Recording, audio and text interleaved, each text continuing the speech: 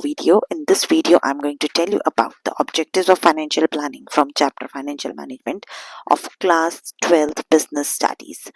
See, basically in my last video, I've explained you that what do we mean by financial planning. तो जैसे कि मैंने अपनी last video में बताया था, फाइनेंशियल प्लानिंग का सिंपल मतलब होता है कि अपने फंड्स को प्लान करना कि किस तरीके से हम राइट टाइम पे राइट फंड्स को जो है वो यूटिलाइज कर रहे हैं. सो ये फाइनेंशियल प्लानिंग जो है it is basically done to achieve two objectives.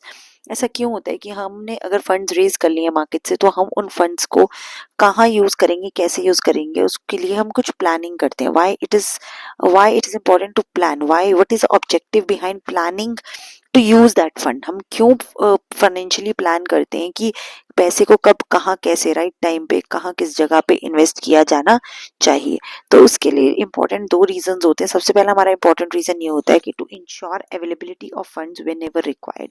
देखो, सबसे इंपॉर्टेंट ऑब्जेक्टिव हमारा ये है कि वी हैव टू एस्टिमेट कि हमारे पास हर वक्त फंड होना चाहिए. The time at which these funds are made available and the sources of these funds, कि भाई कब कहाँ किस टाइम पे जिस टाइम पे हमें फंड चाहिए वो हमारे पास अवेलेबल होना चाहिए. और अगर एडुकेट फंड हमारे पास अवेलेबल नहीं होता तो हम अपनी कमिटमेंट्स को, हमारे बिजनेस प्लान्स को प्रॉपरली कैरी आउट नहीं कर पाते हैं.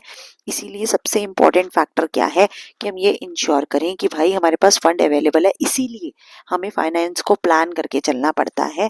और सेकंड मेन ऑब्जेक्टिव हमारा ये होता है कि हम ये देखें कि फर्म जो है does not raise any resource unnecessarily. कि भाई अगर हमारे पास एक्सेस फंड अवेलेबल हो जाता है तो उससे हमारी अननेसेसरली फर्म की कॉस्ट बढ़ जाती है फंड को रेज करने की.